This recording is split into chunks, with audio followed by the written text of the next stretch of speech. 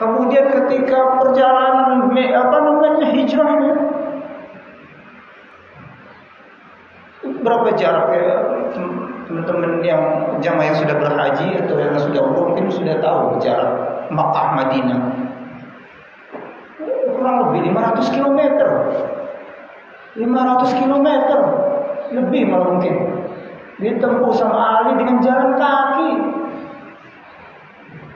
Karena perintah Rasulullah seperti itu. Semua kan pada tugas. Yang ahli seperti sahabat-sahabat yang lain sampai waktu. Saya kami dengar ya Rasulullah kami tahu. Bayangin, menempuh perjalanan sejauh itu juga pecah-pecah kami sampai di Madinah itu sampai dipeluk oleh Rasulullah Ali. Ketika disampaikan Ali, Masya Allah, dipanggil Rasulullah. Disuruh mengenal Rasulullah. Ketika baru sampai di Madinah gitu, kali nggak bisa jalan, nggak kuat jalan, tepar, capek, nggak kuat, nggak bisa jalan lagi. Maka kemudian Nabi sendiri yang mendatangi Ali bin Abi Thalib, dipeluknya sepupunya itu, ya. Dipeluk sepupunya dengan perasaan haru dan luar biasa gembiranya gitu. Kemudian kemarin juga kita sudah membahas tentang keutamaan Ali, bahwa Rasulullah salah satunya mengumumkan bahwa Allah dan Rasulnya mencintai Ali. La'utiyanna royata goda rajulan yuftahu ala yadayhi yuhibbullaha wa rasulah wa yuhibbullahu wa rasuluhu. Jadi ketika peristiwa perang Khaybar, umat Islam, pasukan Muslim mengepung benteng Khaybar, benteng yang luar biasa sulit ditaklukkan gitu.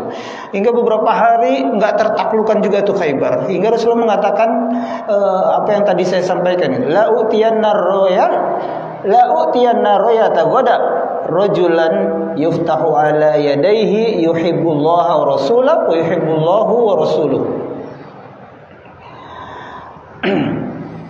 Sungguh akan diberikan bendera ar-roya yang biasa dibawa oleh pasukan ketika perang.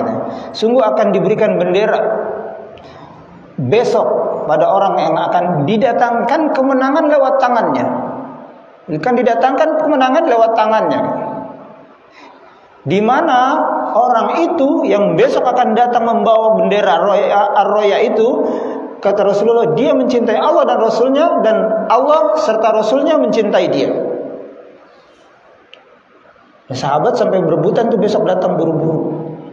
Besok kan nggak berhasil pengepungan hari itu kan, kemudian istirahat semua pasukan, besok kumpul lagi gitu pagi-pagi. Pengen menjadi hal yang terpilih gitu para sahabat gitu. Tapi kemudian Rasulullah menanyakan Ali, ya. Kemudian dikabarkan Ali lagi sakit mata bahkan ketika itu.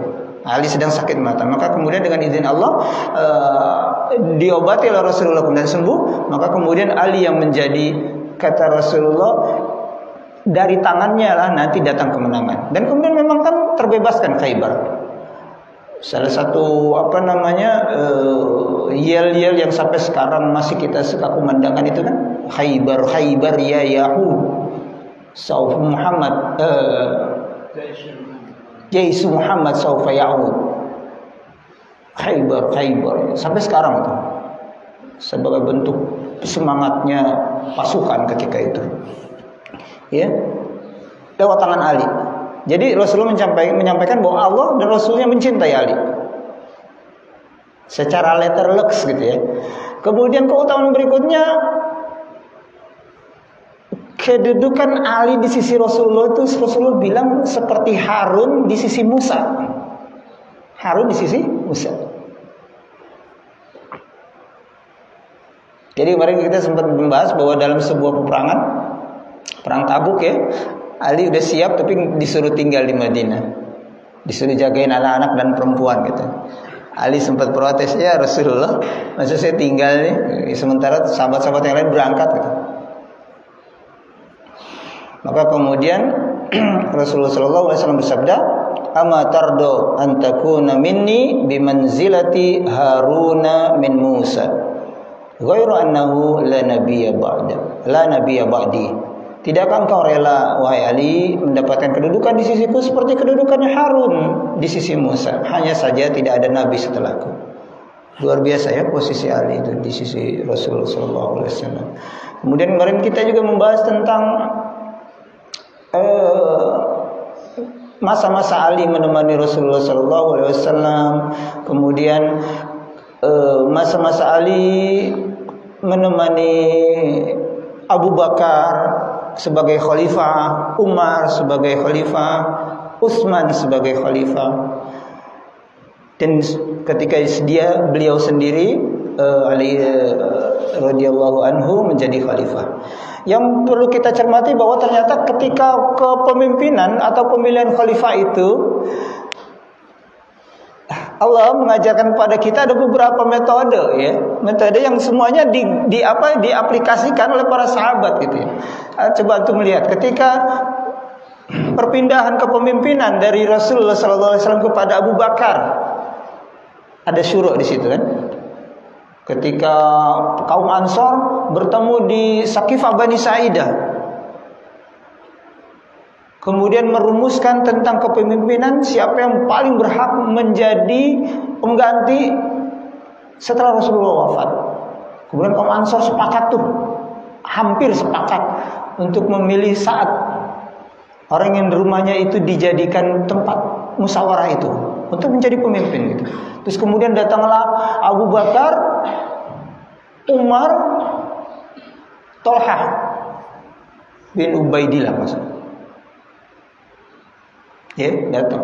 Kemudian dari kesepakatan itu yang akhirnya melaksanakan surah yang luar biasa panas juga. Kalah panasnya semalam kita mah nggak ada apa-apanya gitu ya. Ada saling serang juga, saling debat juga, saling klaim juga. Akhirnya terpilihlah secara aklamasi ketika itu Abu Bakar As-Siddiq. Ya, prosesnya surah, mencari kata mufakat.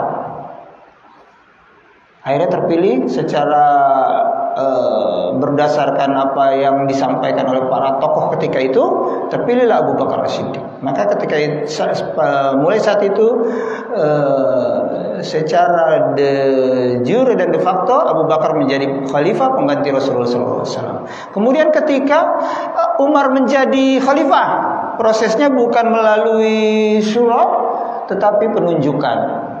Ditunjuk langsung oleh Abu Bakar. Pro dan kontra ada, tetapi secara keseluruhan hampir mayoritas bulat menyetujui apa yang dilakukan Khalifah Abu Bakar, penunjukan. Ya, kemudian ketika periode Utsman menjadi khalifah, Umar memilih 6 sahabat utama untuk menjadi Dewan Syuro, memutuskan siapa yang lebih berhak menjadi pengganti Umar bin Khattab menjadi khalifah. Nah, kemudian setelah itu kita ketahui dalam proses yang lumayan panjang, Utsman terpilih menjadi khalifah. Ali menjadi khalifah karena terbunuhnya Utsman bin Affan. Proses atau peristiwa yang luar biasa menggetarkan hati kita. Bagaimana seorang sepuh yang ketika wafatnya Utsman bin Affan itu usianya 80 tahunan, 80 tahun sudah sepuh, sahabat utama, menantu Rasulullah, suami dari 2 putri Rasulullah, sahabat yang dijanjikan atau dikabarkan masuk surga oleh Rasulullah, diperlakukan sedemikian rupa oleh kaum Murji'ah, para pemberontak, kaum Bughat, yang bisa jadi mereka nggak tahu keutamaan Utsman yang disampaikan oleh Rasulullah. Ya. Nah, kemudian Ali menggantikan Utsman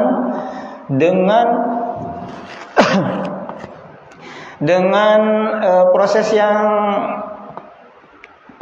apa ya?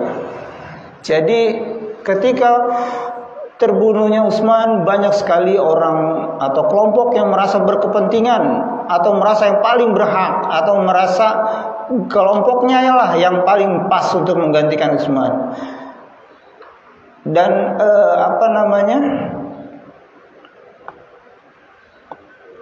Sebagian memilih Ali. Rata-rata penduduk Mesir meminta Ali menjadi khalifah. Kemudian penduduk Kufah memilih lebih cenderung kepada Zubair bin Awam, sepupu Rasulullah juga dari pihak ibu, Zubair. Kemudian penduduk Basra meminta Tolha. Kemudian mendatangi juga Sa'ad bin Abi Waqqas untuk menggantikan Khalifah Utsman. Tetapi kemudian kecenderungan-kecenderungan itu mengerucut dan akhirnya secara aklamasi lah. Walaupun sekali lagi tetap ada beberapa hal yang setuju dan tidak setuju gitu, pro dan kontra. Akhirnya Ali lah yang kemudian menjadi pengganti dari Utsman bin Affan. Nah, Ali memerintah pada situasi yang seperti itu. Awal-awal pemerintahan Ali, gerecokan-gerecokan itu banyak sekali. Persis seperti apa yang sudah dikabarkan oleh Rasulullah SAW tentang fitnah akbar, fitnatul kubro, fitnah besar yang akan melanda umat Islam. Maka kemudian Ali memimpin roda pemerintahannya di mana orang-orang mempunyai kepentingan-kepentingan masing-masing. Ya, sementara roda pemerintahan harus terus berjalan kan. Umat harus tetap diurus. Maka kemudian tuntutan untuk mencari pembunuh utama Utsman bin Affan harus menjadi prioritas. Sementara ada lagi yang menginginkan adanya restrukturisasi dari roda pemerintahan. Gubernur-gubernur harus diganti karena ada sisi-sisi nepotisme dari khalifah sebelumnya. Sementara perekonomian juga kan Murad Marid sih enggak jadi kurang terkendali karena pemberontakan itu. Belum lagi pemberontak yang masih ada di kota Madinah. Banyak sekali hal-hal yang menjadi PR. Maka beruntung ketua DKM kita PR-nya nggak banyak. Meneruskan kepemimpinan beliau sebelumnya lagi ya. Jadi lebih paham medan. Mudah-mudahan di periode berikutnya ini PR-PR itu bisa tuntas gitu. Ya. Ali meneruskan PR yang luar biasa berat dan sebagian malah menjadikan itu komoditas politik. Komoditas politik. Nanti bakal kita bahas bagaimana Muawiyah bin Abi Sufyan yang tadinya beliau setuju Ali menjadi khalifah, setuju. Tapi kemudian dengan syarat katanya. Pembunuh Utsman harus diketemukan. Qisas harus berjalan. Hukum harus ditegakkan. Maka kemudian kata Ali, iya nanti akan diurus. Tapi kan banyak hal yang diurus. Tidak gampang menuduh seseorang untuk menjadi pembunuh Utsman, harus diurai terlebih dahulu permasalahannya gitu. Akhirnya itu menjadi komoditas politik. Dan kita yang mendengarkan sekarang harus benar-benar jernih menyerapnya gitu. Karena semuanya sahabat yang utama. Muawiyah salah satu pencatat wahyu Rasulullah. Sama seperti Ali. Ali juga sama. Salah satu sekretaris Rasulullah, pencatat wahyu. Dulu saling bahu-membahu di sisi Rasulullah. Nanti akan menjadi berseberangan. Nanti ada Aisyah radhiyallahu anha di satu sisi bersama Zubair bin Awam, bersama Tolha. Di sisi lain ada Abdullah bin Amr bersama Ali. Ada lagi sahabat-sahabat utama yang lain. Makanya luar biasa fitnahnya itu. Akhirnya terpecah-pecah umat Islam. Jadi terpecah-pecahnya umat Islam enggak sekarang doang ya Pak ya. Sudah dari zaman dulu gitu. Ya. Baik. Seperti itulah Ali ketika di awal menjadi khalifah. Ya. Kemudian secara aklamasi akhirnya para penduduk menemui Ali, kemudian Ali secara aklamasi menjadi khalifah pada tanggal 25 Zulhijjah tahun ke-35 Hijriah. Ya. Kemudian dikabarkan juga dalam sejarah ini Sahabat Nabi yang ketika itu turut membaiat Ali adalah Tolha, Zubair, Abdullah bin Umar, Abdullah bin Amr, Sa'ad bin Abi Waqqas. Tetapi sebagian sahabat masih mengkritik atas keputusan itu, termasuk anaknya Ali sendiri, Hasan bin Ali, cucu Rasulullah.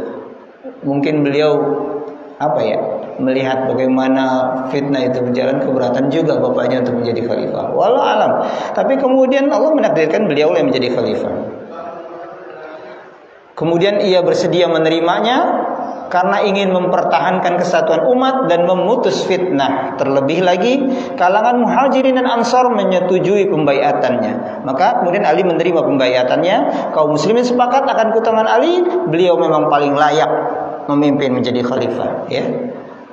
Sepakat semuanya bahwa Ali itulah orang-orang yang paling utama ketika itu. Sahabat yang paling utama setelah terbunuhnya Utsman, Ali menjadi salah satu yang paling layak untuk menggantikannya.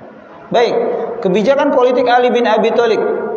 Fokus kebijakan politik Ali bin Abi Thalib adalah menyatukan umat. Jadi di tengah banyak keinginan-keinginan, gempuran-gempuran dari beberapa kelompok yang ingin keinginan dia atau keinginan kelompoknya didahulukan, Ali memilih untuk menyatukan umat, merapikan barisan dan memulihkan keamanan sebagai prioritas utama. Ya. Meskipun begitu pada masanya sempat pula dilakukan pembangunan. Jadi sempat juga dilakukan pembangunan masa pemerintahan Ali.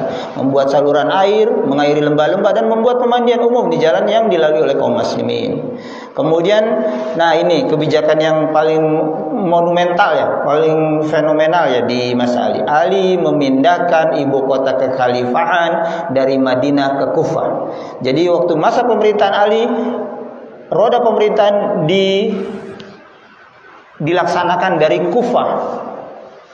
Kemudian pada masa pemerintahannya pula Ali dan Abi Thalib memberantas merebaknya hadis-hadis palsu. Wah, sudah banyak hadis-hadis palsu ketika itu. Sudah mulai berani orang melakukan sesuatu yang dulu tabu banget tuh. Bahkan menulis hadis itu kan awal-awalnya kan dilarang Rasulullah. Apakah kalian ingin mencampurkan ayat firman-firman Allah dengan kata-kata manusia, gitu kata Nabi. Tapi kemudian bergulirnya waktu, maka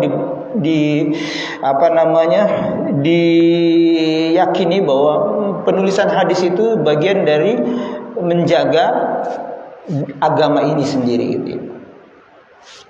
Pengkitaban Al-Quran juga kan awalnya Abu Bakar nggak mau. Tapi melihat kondisi dan situasi bahwa hal itulah yang paling utama, yang paling penting ketika itu dan menjadi prioritas, maka hal itu dilaksanakan. Jadi masa pemerintahan Ali sudah mulai menyeruak tuh hadis-hadis palsu. Hadis-hadis, bahkan Ali banyak memberangus hadis-hadis tentang keutamaan beliau yang lebih bersifat tahyul gitu. Saking berlebih-lebihan membela Ali gitu, berlebih-lebihan menyandangkan keutamaan-keutamaan terhadap Ali gitu.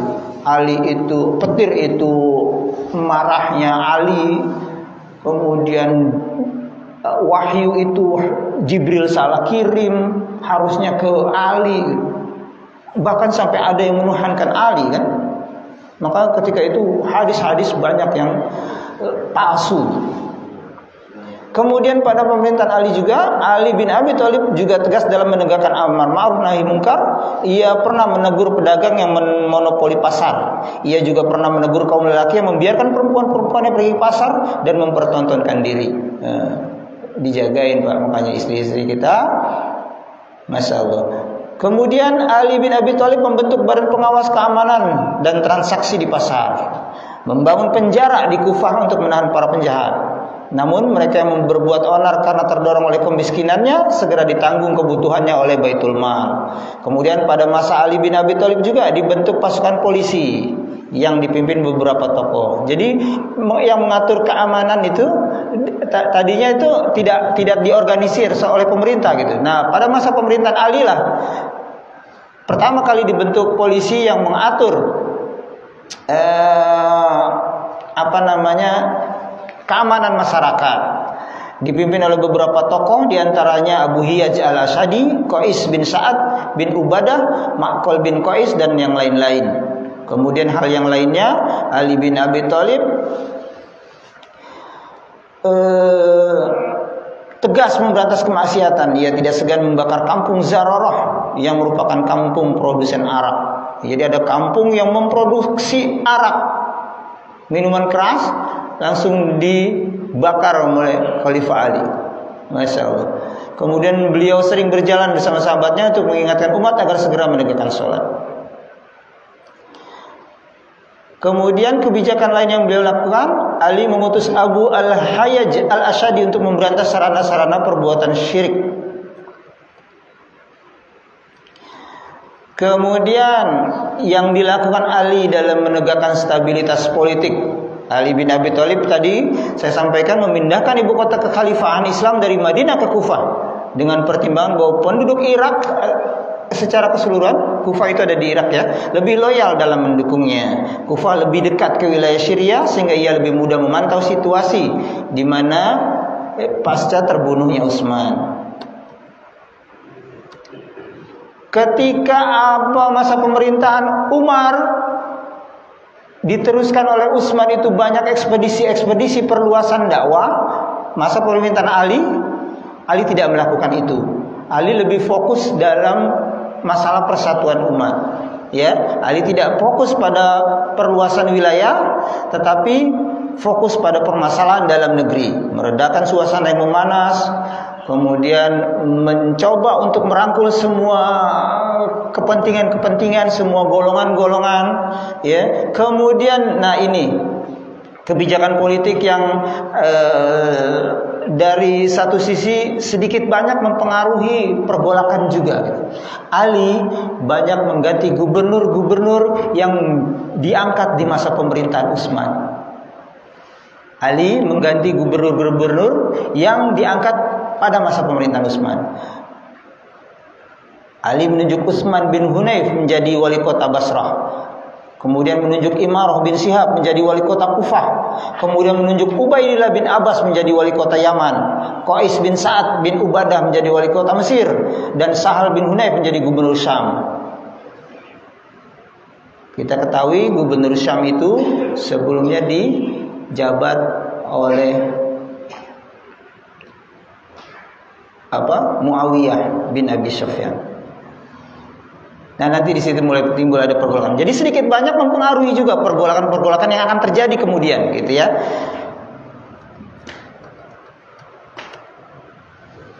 Ali mempunyai beberapa pertimbangan. Padahal secara nasab Ali dan Muawiyah itu berdekatan ya. Bani Hashim dan Bani Umayyah. Dua bani di dalam Quraisy yang memang sudah secara tradisional sering bersaing gitu. Persaingan dalam masalah perdagangan, masalah politik juga mereka bersaing gitu. Sama-sama Bani Quraisy ya. Sama-sama satu induk lah gitu ya. Bani Umayyah, Ali Bani Hashim. Ya, sejak awal Ali merasa tidak cocok terhadap Muawiyah. Bahkan pada masa Utsman ia pernah mengusulkan pencopotan Muawiyah. Muawiyah itu sepupuan dengan Utsman. Utsman itu Bani Umayyah, ya, sepupuan. Tapi kemudian usul Ali tidak dilaksanakan oleh Utsman. Muawiyah tetap menjabat menjadi gubernur. Kemudian berikutnya Ali bin Abi Thalib juga memiliki pertimbangan. Jika ia mempertahankan Muawiyah menjadi gubernur, maka kondisi pasca kerusuhan tidak akan membaik. Penerapan kisah pada para pembunuh Utsman juga tidak dapat dijalankan karena para pemberontak pasti akan kembali berbuat onar. Menurut pemikiran Ali bin Abi Thalib. Ya, jadi masing-masing sahabat juga mempunyai pemikiran-pemikiran. Di mana waktu itu Aisyah radhiyallahu anha, di mana Zubair bin Awam, di mana Abu Talhah ketika itu, ketika peristiwa pembunuhan pembunuhan Utsman itu masa-masa haji. Jadi ada beberapa sahabat yang sedang melaksanakan ibadah haji ke Mekah, ya. Maka kemudian berita-berita yang didengar juga banyak tuh. Ada yang benar beritanya, ada yang ditambah-tambahin, ada yang dibumbuin, ada yang dikurangin, banyak. Jadi mendengarkannya versi siapa, dari siapa, beda-beda. Makanya beruntung juga kita yang hidup di zaman sekarang ya. Berita itu cepat beredar, makanya hati-hati banget sekali dengan hoax tuh. Bisa jadi berita yang kita dengar itu benar, bisa jadi juga salah. Kemudian ketika berita itu benar, tindakan kita apa gitu? Apakah pas bila kita share ulang? Apakah bermanfaat bila di-share ulang? Walaupun berita itu benar gitu. Bila benar tapi tidak bermanfaat, ya udah cukup, nggak usah di-share lagi lah. Ya, apalagi kita sekarang nggak ada undang-undang ITE gitu. Harus kita maklum juga, kita berhati-hati. Ya, seperti itulah. Maka berawal dari sinilah terjadi konflik antara Ali bin Abi Thalib dengan Muawiyah bin Abi Sufyan. Karena nanti kan muaranya di antara dua orang ini kan. Nanti terjadi perang-perang gitu. Ada perang Jamal, perang Siffin, terus kemudian perang-perang yang lain kemudian diakhiri dengan perundingan yang kemudian dalam perundingan itu terjadi terbelah beberapa pendapat. Nah, kemudian ketika hasil dari akhir dari perundingan itu, Muawiyah memproklamirkan diri menjadi khalifah. Ada dua khalifah ketika itu. Ya, khalifah Ali bin Abi Thalib dan khalifah Muawiyah bin Abi Sufyan. Yang dua-duanya memiliki pendukung. Ya. Baik. Nah, pendukung-pendukung itu ada yang mendukung Ali, ada yang mendukung Muawiyah, tetapi ada juga yang mengasingkan diri, tidak memihak kepada Ali, tidak juga memihak kepada Abu Sufyan. Baik, menurut Muhammad bin Sirin, tercatat ada 10.000 sahabat yang tidak melibatkan diri dalam konflik yang terjadi antara Ali bin Abi Thalib dengan Muawiyah bin Abi Sufyan. Sementara yang terlibat konflik ada sekitar 100 orang. 100 orang maksudnya 100 sahabat. 100 sahabat. Bahkan ada yang mengatakan hanya sekitar 30 orang. Yang dimaksud adalah sahabat dari kalangan Muhajirin. Kemudian di antara sahabat senior yang menghindari konflik adalah Sa'ad bin Abi Waqqas. Saya enggak memihak ke sana kemari. Saya enggak memihak Ali, saya enggak memihak Muawiyah. Kemudian ada Abu Musa al-Asy'ari, ada Abdullah bin Umar, ada Umran bin Hasin, ada Muhammad bin Maslamah al-Ansari, ada Usama bin Zaid. Usama bin Zaid kenal ya? Anak angkatnya Rasulullah. Usama bin Zaid dan Abu Hurairah. Mereka menganggap ini adalah perselisihan yang harus dihindari. Tidak perlu memihak kepada salah satu dari keduanya. Menepi adalah hal yang paling baik. Menepi adalah hal yang lebih baik gitu ya. Kemudian ikhwati iman rahimakumullah, di antara pertimbangan mereka bersikap seperti itu adalah karena ingin menghindari fitnah sebagaimana pernah disebut oleh Rasulullah sallallahu alaihi wasallam.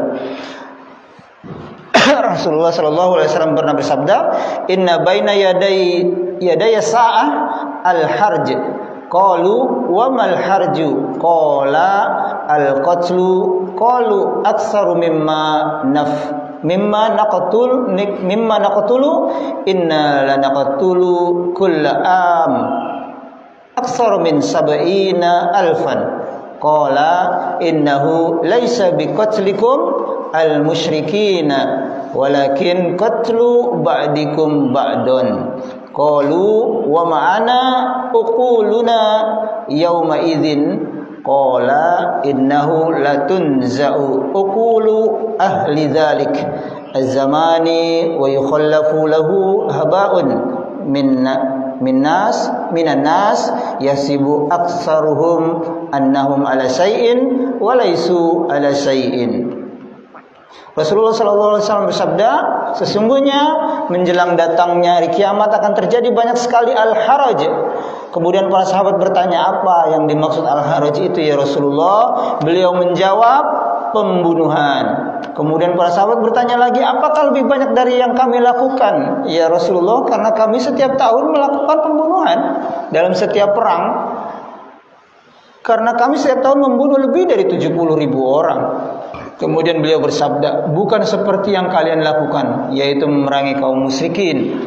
Beliau bersabda, akan tetapi pembunuhan yang terjadi antara sebagian kalian dengan sebagian dari kalian yang lain. Peperangan sesama muslim sudah dikabarkan oleh Rasulullah.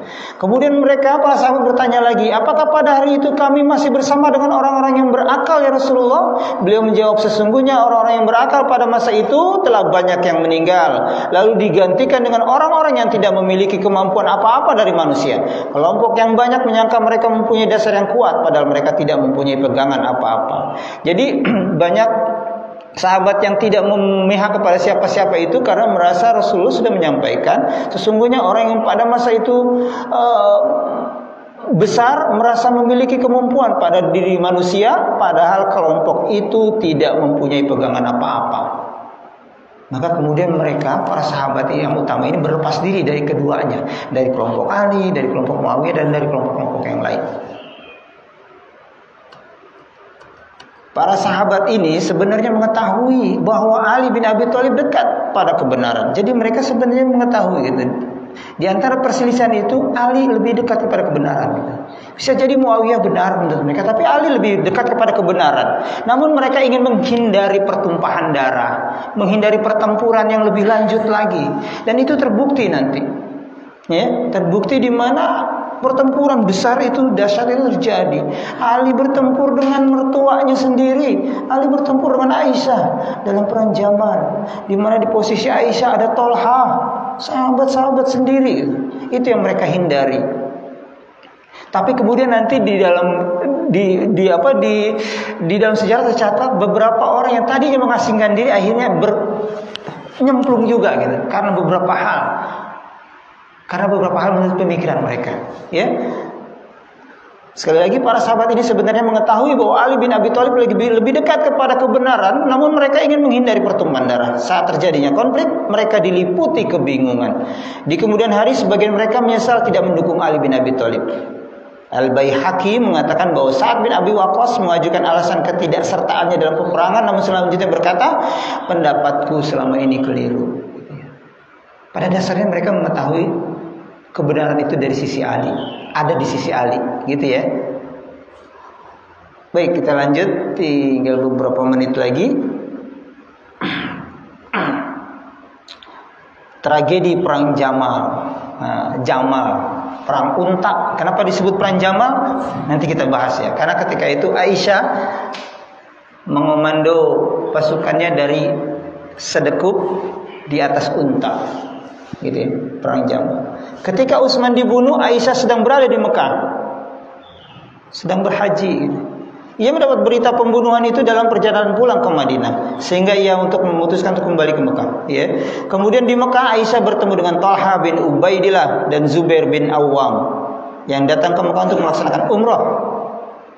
Mereka berembuk akhirnya menghasilkan kesepakatan untuk menuntut balas terhadap pembunuh Utsman. Ketiga tokoh utama ini bermusyawarah, kemudian diambil keputusan kita harus menyampaikan kisos, menyampaikan penuntutan balas gitu. Harus ditemukan pembunuhnya, kemudian hukum. Bunuh dengan bunuh. Menurut ketiga tokoh ini. Ya. Kemudian mereka berembuk akhirnya menghasilkan kesepakatan untuk menuntut balas terhadap pembunuhan Utsman. Kemudian mereka bergerak menuju Basrah bersama orang-orang yang mendukungnya. Sebelum datang ke Mekah, Talha dan Az-Zubair sempat berdialog dengan Ali bin Abi Thalib tentang hukuman qisas kepada para pembunuh Utsman. Wahai Ali, bagaimana tentang pembunuhan Utsman ini? Harus segera dilaksanakan ya qisasnya ini. Pembunuhnya harus segera ditangkap dan hukum bunuh juga. Gitu ya. Zubair dan Talha pernah berdialog dengan Ali dan mereka bertiga nih, Zubair, Talha dan Ali bersepakat terhadap pertimbangan Ali. Namun setelah berdialog dengan Aisyah, mereka menyesal karena tidak dapat membela Utsman. Mereka pun merasa berdosa karena terfitnah oleh isu-isu tentang Utsman. Nah, ada beberapa tuduhan-tuduhan batil. Ya, tuduhan-tuduhan batil, tuduhan-tuduhan tidak benar yang ditujukan terhadap Ali dan beberapa tokoh lainnya. Seorang cendekiawan Mesir, Talha Husain, dalam bukunya Al-Fitnatul Kubra menyebutkan bahwa Aisyah melakukan pergerakan ke Basrah itu karena melampiaskan rasa sakit hati kepada Ali dalam peristiwa hadisul ifki. Ya, tuduhan batil gitu. Peristiwa hadisul ifki tahu ya? Peristiwa fitnah Aisyah berselingkuh dengan Sofwan, ya. Yang kemudian langsung dikelirkan oleh Allah, langsung Allah yang mengkelirkan bahwa Aisyah suci, tidak melakukan apa-apa. Hadisul ifki. Bahkan sempat Rasulullah terpengaruh dengan hoax itu, ya. Nah, itu batil gitu. Bahwa Aisyah berperang dengan Ali karena sakit hati terhadap Ali, batil. Ini tuduhan batil. Dialog pasca perang Jamal yang akan dikemukakan nanti akan menjadi bukti kebatilan tuduhan ini, gitu ya. Disebutkan pula Talha dan Zubair menyerang Ali karena kekecewaan tidak diangkat sebagai kepala daerah. Ya, Ini juga tidak benar. Bahkan mereka berdua sebelumnya pernah menolak dibaiat. Jadi nggak benar kalau misalnya Thalhah dan Zubair bergabung dengan Aisyah di pihak yang memusuhi Ali karena marah tidak diangkat menjadi salah satu gubernur di masa pemerintahan Ali. Karena sejarah mencatat justru mereka berdua menolak ketika diangkat oleh Ali untuk menjadi gubernur. Ya, mereka tidak gila jabatan, mereka tidak mengejar-ngejar jabatan kepala daerah. Kemudian tuduhan lainnya, Thalhah dan Zubair menyerang Ali karena dipaksa membaiat Ali. Ini juga batil. Bahkan mereka berdua termasuk yang mendorong Ali untuk menjadi khalifah. Maka kemudian pasukan Aisyah, Thalhah dan Zubair bergerak ke Basrah bersama 1.000 orang pasukan. Menyusul kemudian 3.000 orang. Saat mendekati Basrah, jumlah mereka sudah 30.000 orang. Masya Allah.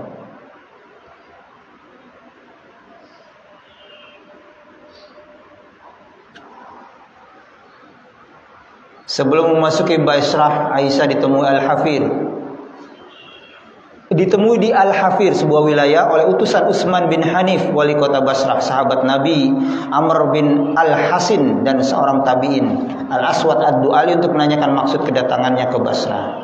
Setelah mendengar alasan ketiga tokoh tersebut, Utsman bin Hunayf, wali kota Basrah ini berkata, Inna lillahi wa inna ilaihi raji'un.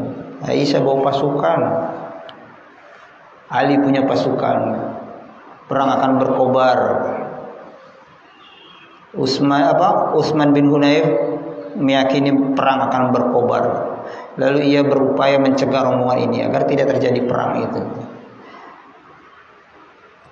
Mendengar kedatangan Aisyah, penduduk Basrah terbagi menjadi 3 kelompok.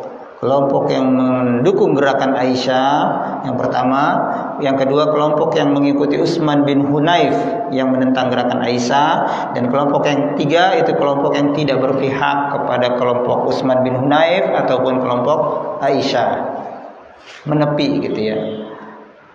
Nah, sebelum perang Jamal ada perang-perang kecil, ada perang Az-Zabuqah.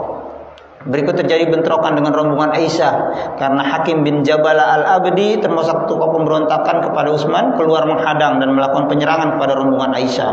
Pasukan Hakim pun menolakkan ajakan perundingan. Ketika pasukan Basrah dikalahkan oleh Aisyah, jadi pasukan Aisyah mengalahkan pasukan yang mencegatnya gitu, baru mereka bersedia melakukan perundingan. Mendengar kabar bentrokan ini, pasukan Ali bin Abi Thalib yang tadinya bergerak dari Kufah menuju Syam, tahu ya Pak ya, kenapa mereka ingin bergerak kepada Syam? Karena di Syam Muawiyah sedang memobilisasi massa juga untuk menguatkan posisinya menjadi pesaing Ali.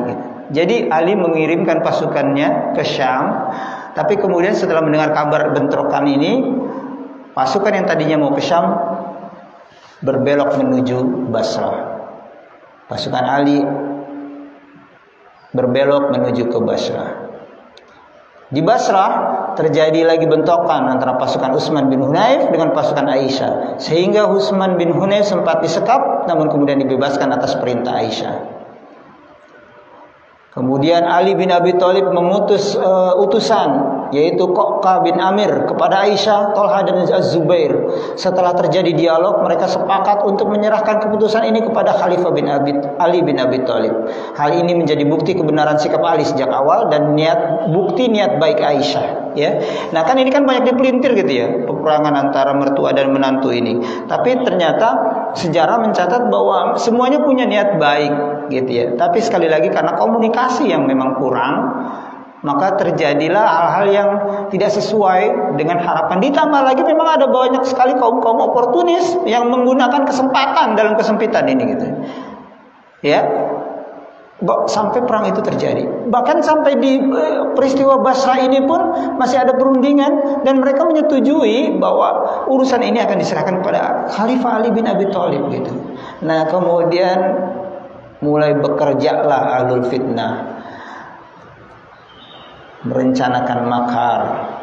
Kesepakatan tadi membuat rencana-rencana para ahli fitnah ini berantakan, dan kemudian mereka menyatukan diri lagi, kemudian berusaha memecahkan kedua belah pihak ini gitu. Pihak Ali dan pihak Aisyah. Ya. Abdullah bin Sabah tuh merasa ini tuh, putar otak lagi nih, cari cara lagi nih gitu, untuk memisahkan pasukan, dua pasukan yang ini yang sudah hampir menyatu lah gitu, selesai lah, nggak jadi perang lah gitu ya. Dalam Tarikh At-Tabari dan Al-Kamil fit Tarikh, Ibnu Al-Athir disebutkan bahwa Al-Athar An-Nakhai sempat mengusulkan agar mereka melakukan pembunuhan kepada Ali bin Abi Thalib, tapi ditolak oleh Abdullah bin Sabah karena ia menghendaki kekacauan yang lebih besar. Mereka merencanakan makar untuk melakukan penyusupan dan mengobarkan peperangan. Jadi para ahlul fitnah ini menyusupkan orang-orangnya di pasukan Ali, juga di pasukan Aisyah.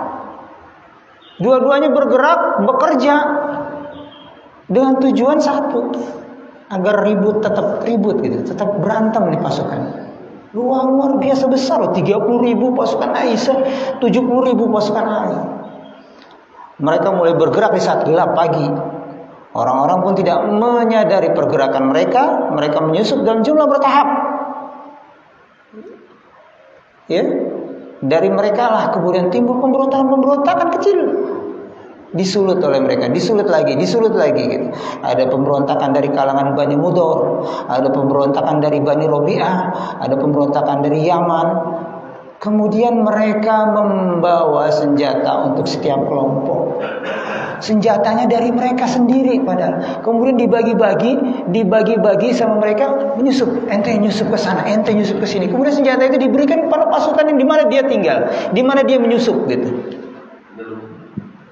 Ya, seperti itu. Maka kemudian sampai pertempuran yang akhirnya kita khawatirkan terjadilah pertempuran antara pasukan Aisyah dan pasukan Ali bin Abi Thalib.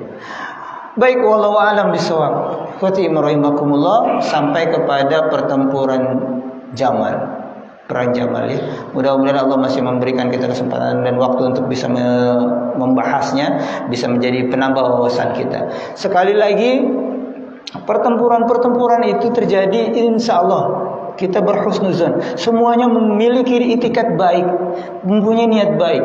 Aisyah menginginkan bahwa kekhalifahan pemerintahan Ali harus mendahulukan qisas terhadap Utsman sebagai bentuk keadilan.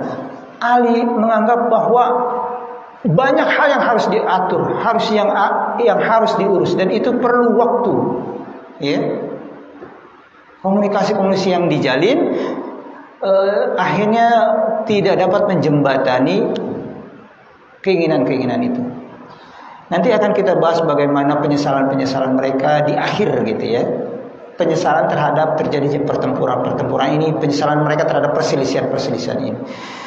Wallahu muwaffiq ila aqwamit thoriq. Mudah-mudahan bisa bermanfaat sebagai penambah wawasan keislaman kita. Sekali lagi saya mohon maaf. Aku qouli hadza, tsumma astaghfirullah. Assalamualaikum warahmatullahi wabarakatuh. Ya, demikian kajian kali ini. Jamaah ada yang bertanya atau menambahkan atau mengulangi atau mengkoreksi.